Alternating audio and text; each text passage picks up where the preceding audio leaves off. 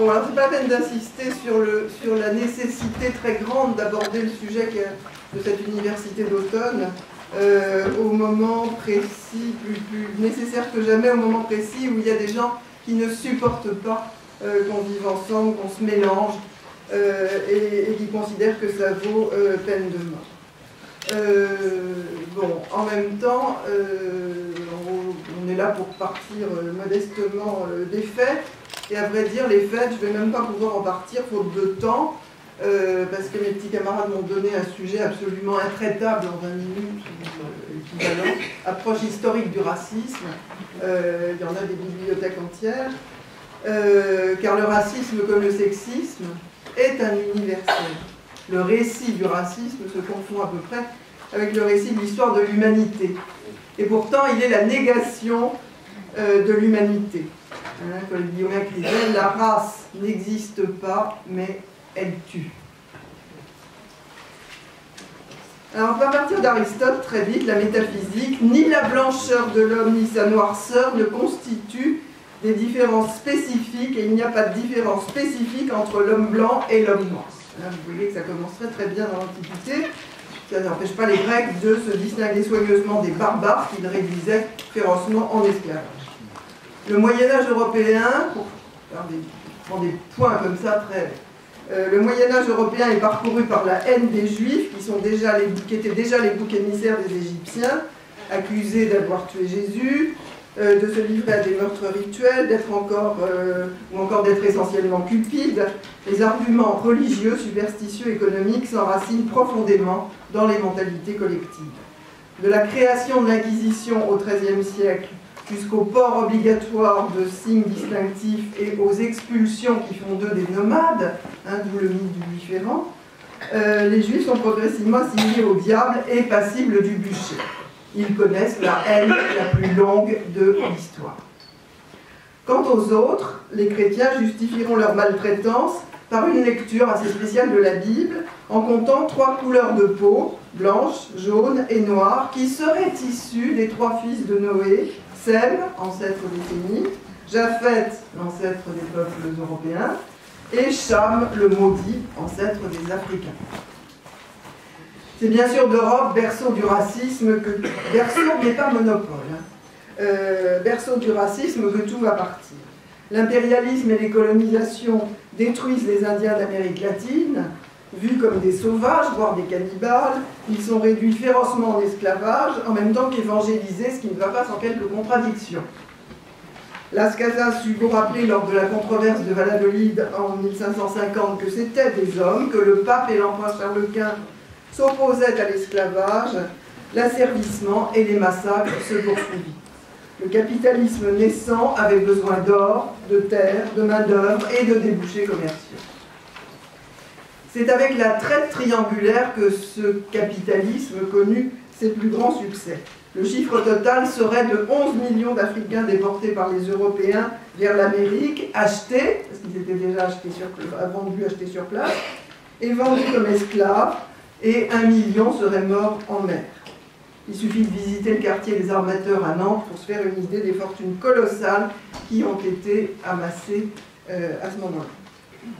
Alors la traite est interdite en 1815 en France, l'esclavage aboli en 1848, mais jusque-là, le mépris des Noirs et l'indifférence totale des élites, Voltaire lui-même s'y est enrichi, sont telles que le commerce et l'exploitation des êtres humains jusqu'à la mort prospèrent au point qu'on peut parler d'un véritable génocide.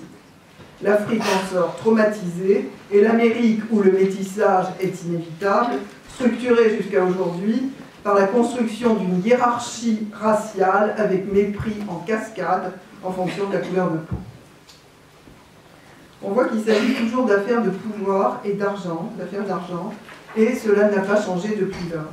Montesquieu écrivait avec autant d'ironie que d'exactitude dans cette langue merveilleuse du XVIIIe siècle: les peuples d'Europe ayant exterminé ceux de l'Amérique, ils ont dû mettre en esclavage ceux de l'Afrique pour s'en servir à défricher tant de terres. C'est vrai, ils ont dû. Rousseau, au contraire, montrait que la source des inégalités était dans le social, dans la propriété et pas dans la nature. Malheureusement, nos chères Lumières, au siècle des progrès de la connaissance et d'invention des idéaux d'égalité et de liberté, ouvre la porte à une aggravation encore inconnue de ce qu'on appellera plus tard le racisme. Les naturalistes, comme Buffon et Guinet, entreprennent de classer les animaux et les plantes par espèce et par race. Vient alors la tentation d'en faire autant pour les humains. Voltaire toujours, vous direz que je m'en veux, mais c'est pas ma faute. Voltaire peut écrire, écoutez bien, la race des nègres est une espèce d'homme différente de la nôtre, comme la race des Épagnols l'est des négriers. Dangereuse porte ouverte de la taxinomie, on va transformer la hiérarchie de fait en théorie. Alors, deux mots sur les mots, justement, avant que Daniel reprenne ça dans une toute autre approche. Animaux ou de fruits. Ratio, qui est une aphérèse, c'est-à-dire qu'on coupe le début, de génération. Famille, descendance, espèce. La race, c'est donc d'abord le lignage, la famille, et, au sens de la Bible, l'espèce humaine tout entière qui descend d'Adam et Ève. Pour un chrétien, l'humanité est une famille unique ou devrait l'être. On a vu comme il s'en arrange. On utilise le mot race à partir du XVIIIe siècle pour les animaux, pour désigner une variété biologiquement stable à l'intérieur d'une même espèce. Hein, les épagnols ou les lévriers de Voltaire,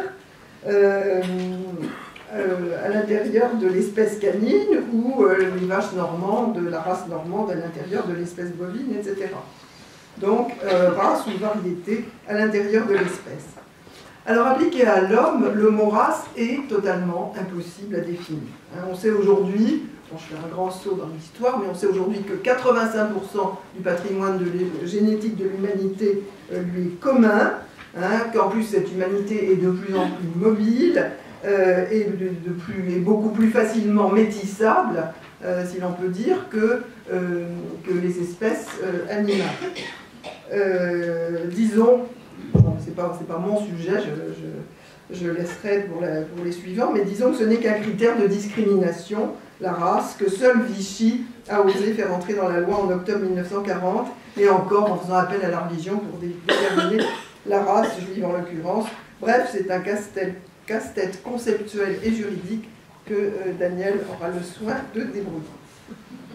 Et alors, mon sujet à moi, c'est que c'est au XIXe siècle qu'apparaît tardivement un mot nouveau, le racisme. Hein, il ne figure pas dans l'Itré, il apparaît pour la première fois en français dans le journal de Drummond, La Libre Parole, en 1897. Alors, qu'est-ce qui s'est passé?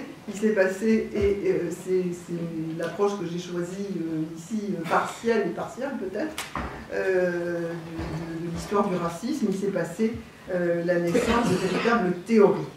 Hein, donc, dans la lancée des Lumières et du rationalisme, on a commencé à classer les variétés des hommes comme on avait classé les animaux et les plantes. On se dispute beaucoup au XVIIIe siècle sur les origines de l'humanité. Le débat principal a lieu entre monogénistes, origine unique, comme théoriquement les chrétiens, très théoriquement, comme les philosophes Kant ou Herder, d'une part, et les polygénistes comme Voltaire, autour de cette question. Là-dessus arrive, deuxième approche philosophique importante, le déterminisme qui favorise l'idée du lien entre sol, climat, nourriture et l'anatomie, la physiologie humaine, ainsi que les mœurs et la société. Lien établi qui va être lui aussi dangereux. Et puis, troisièmement, les théories de Darwin, l'évolution, l'origine des espèces, 1859. Darwin est monogéniste, mais l'idée de sélection naturelle lui fait quand même penser que certaines races sont moins évoluées que d'autres. Et quelqu'un comme Herbert Spencer va s'emparer, au grand déplaisir de Darwin d'ailleurs, va s'emparer de l'évolutionnisme pour l'appliquer au social et énoncer comme loi de l'histoire la victoire progressive des plus aptes. Et à partir de là, ça commence à sentir de plus en plus mauvais. Se développe la hantise que les races inférieures l'emportent sur les races supérieures, que leur sang soit empoisonné et qu'on assiste à une dégénérescence raciale. C'est un Français, le comte Arthur de Gobineau, médiocre écrivain et penseur, qui théorise le premier la hiérarchie des races sans définir la race, puisque personne n'y est jamais arrivé. Blanche, pour lui il y en a essentiellement trois, blanche, intelligente, noire, sensible, c'est une qualité hein, pour lui, mais bestiale, et jaune, industrieuse. Bulon a travaillé sur les stéréotypes. Alors la race supérieure est bien entendu la blanche, elle-même subdivisée en caucasiens. Caucasiens, il y a les Ariens germains, les Francs, les Celtes et les Slaves. C'est une échelle. Bon, ça, tout ça c'est les caucasiens, et de l'autre côté, en dessous, les sémites. Hein, il n'est pas anti-juif, d'ailleurs, parce que... Bon, mais c'est quand même moins bien que les caucasiens, et particulièrement les Ariens germains et Francs. Bon, d'autre part, Gobineau croit au déterminisme biologique et lie le biologique au social. La loi de l'histoire des civilisations, c'est la mort de la race blanche parce que son sang doit immanquablement être contaminé par celui des autres. En fait, il étend à l'histoire des hommes une vision parfaitement aristocratique et biologisée de l'hérédité nobiliaire. Alors sur le moment, les déplorations de Gobineau, qui est convaincu que tout ça va finir par un métissage lamentable, les déplorations de Gobineau n'ont aucune influence. Le malheur, c'est qu'il a une postérité retentissante, et un de ses plus grands disciples, un petit peu plus tard, est en Allemagne, un dénommé Houston Stewart Chamberlain, dont vous avez sans doute entendu parler, qui est le futur maître à penser, si on peut appeler ça pensée, de Hitler. Car c'est avec Gobineau qu'on passe, on est passé, et ça c'est très important, de la pensée raciale à la pensée raciste. Hein, la science va collaborer à partir de là, au moyen de l'anthropologie d'une part, d'autre part de l'anthropométrie de Broca, phrénologie, craniologie, mesure du crâne, enfin toutes les marques physiologiques des races. Bon. Et le glissement est fatal, il permet la théorisation scientifique de ce qui prend ce nouveau nom de racisme et qui va envahir l'histoire, l'anthropologie et la politique. De la peur et de la haine de l'autre, on fait un instrument de gouvernement et d'exploitation qui va être utilisé au-delà de l'imaginable. Avec deux variantes. Hein, il y a les libéraux qui encouragent le colonialisme et, pire encore, il y a les eugénistes qui vont pratiquer, qui vont préconiser et pratiquer la déportation et l'extermination. Alors, trois remarques au passage, hein, parce que tout est compliqué quand même. Premièrement, ce mythe du sang n'est pas complètement nouveau. La limpieza des sangues espagnole, au Nouveau-Portugal, la pureté de sang, existait à la fin du XVe siècle pour désigner les vrais chrétiens. Hein, ceux on se méfiait quand même des convertis, juifs ou morts, qui étaient quand même des chrétiens un petit peu douteux. Donc la pureté de sang, bon, d'une part. Deuxièmement, l'idée même de noblesse, le sang bleu, repose effectivement sur l'hérédité, la transmission biologique par le sang. Et troisièmement, bon, on avait envie de montrer, si le mot racisme naît en même temps que sa théorie, on a vu que les pratiques racistes étaient infiniment antérieures à leur nomination. Enfin, au-delà des infinies variantes des conceptions de la race, liées à la terre pour Michelet, au milieu pour Taine, à la langue et à la culture pour Renan, hein, tous les grands penseurs du XIXe siècle, il apparaît que l'idée même de race est acceptée par tous les contemporains, même progressistes, et va entraîner un consensus général et durable en faveur du colonialisme au nom de la mission civilisatrice de la France. Jules Ferry déclarait en 1885 « Oui, les races supérieures ont un droit vis-à-vis des races inférieures. Comment justifier sinon notre présence aux colonies ?» On se demande. Et l'on va en famille contempler des spécimens humains dans les eaux des expositions universelles et coloniales. C'est ainsi que le racisme entre dans les mœurs populaires. En France, au XIXe siècle, c'est d'abord autour des Juifs que le racisme a fait fortune. Pourquoi eux? Parce que depuis la Révolution, ils sont émancipés, ils sont citoyens, égalité des droits, et certains d'entre eux, même si la majorité reste obscure et pauvre, s'illustrent au cœur même de la société, devenant, à partir de la monarchie de Juillet et de la seconde moitié du siècle, de grands banquiers, de grands industriels, bon, les Rothschild, c'est symbolique, mais il y a aussi les Fouls et les Pereire, des artistes célèbres comme Offenbach ou Halévy, des comédiennes comme Rachel ou Sarah Bernard, enfin bon. Et toute l'envie que suscitent ces réussites, en particulier quand il s'agit d'argent. Alors les stéréotypes anciens subsistent, les vieux racismes subsistent, ils sont même consubstantiels à la société française jusqu'à aujourd'hui, compris. Mais ils sont recyclés, surtout du côté légitimiste et catholique, comme par exemple chez Louis Veuillot, dans le journal L'Univers est très lu. On voit même apparaître, je vous renvoie au livre de Michel Dreyfus, l'antisémitisme à gauche, un anti-judaïsme en tout cas virulent chez des socialistes comme Toussnel, pour qui les juifs c'est le capital, les juifs c'est l'argent. Et Proudhon qui peut écrire en 1847 « Je hais » dans ses carnets, il n'a pas publié, il n'a pas osé, « Je hais cette nation, il faut renvoyer cette race en Asie ou l'exterminer ». Le socialiste Proudhon. Mais c'est à l'extrême droite que, premièrement, l'anti-judaïsme se transforme en antisémitisme. En gros, l'anti-judaïsme tenait la conversion comme solution d'effacement. L'antisémitisme soutient que rien n'efface la race.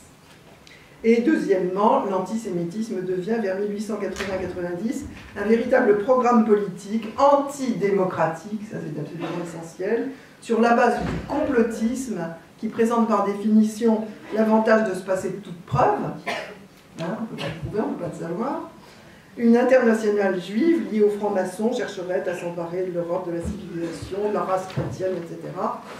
La race chrétienne, comme disait récemment une de nos grandes responsables politiques, ils sont partout, citoyens et blancs, invisibles, donc d'une naissance encore plus pernicieuse.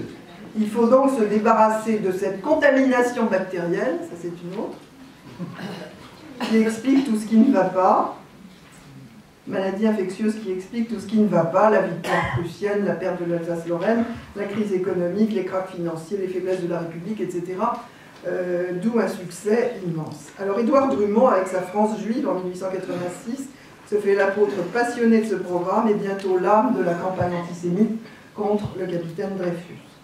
Le racisme retrouve la vieille méthode du bouc émissaire, mais désormais il en fait un programme du gouvernement.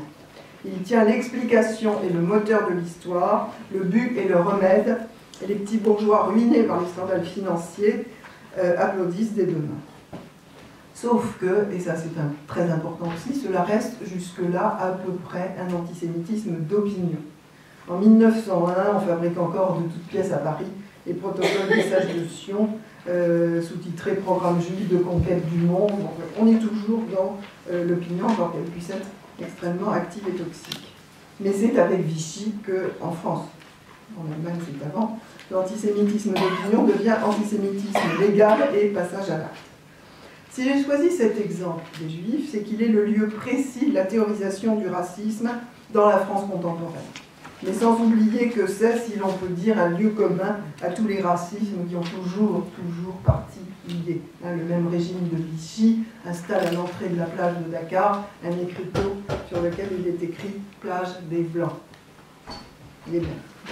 Alors, le siècle du pire, le siècle des luttes, le 20e, je n'en parlerai pas, je m'arrêterai au seuil du 20e siècle, qui sera la référence de tout ce qui va suivre ici, et qui se caractérise tristement, on peut même le dire, par le record de l'inhumanité.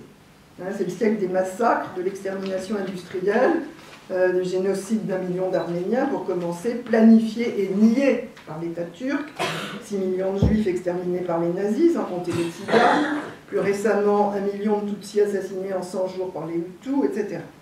En même temps, s'invente, ce qui est à peu près sa condition sine qua non, le négationnisme qui favorise l'impunité. Et en ce sens, le génocide des Arméniens a très précisément été un modèle pour Hitler. Des États se pourvoient officiellement de lois racistes, depuis la ségrégation américaine qui va jusqu'à réprimer dans le sang les manifestations pacifiques des défenseurs des droits civiques, Bloody Sunday dans l'Alabama par exemple, le 7 mars 1965, jusqu'à l'apartheid en Afrique du Sud. D'autres États pratiquent des politiques discriminatoires et racistes, l'antisémitisme en URSS, la stérilisation forcée des Roms en Scandinavie, nettoyage ethnique en Yougoslavie, en vrac, quelques exemples.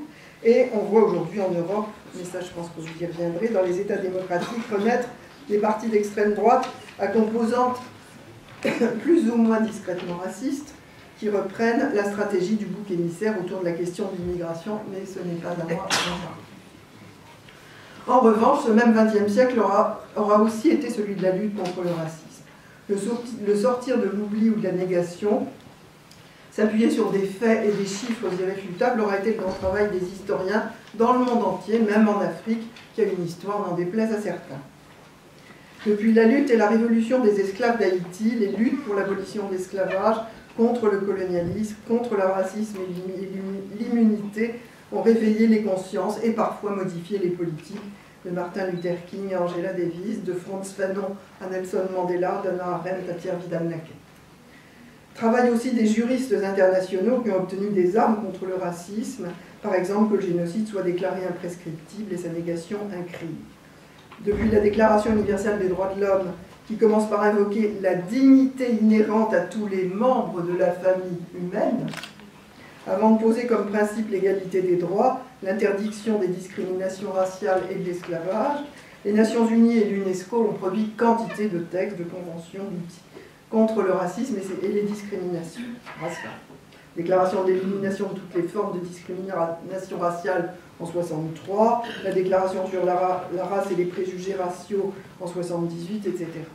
Je m'arrêterai juste, pour finir, je m'arrêterai sur un seul texte, celui de la déclaration d'experts sur les questions de race de l'UNESCO le 20 juillet 1950, qui résulte du lancement d'un programme mondial majeur pour combattre le racisme.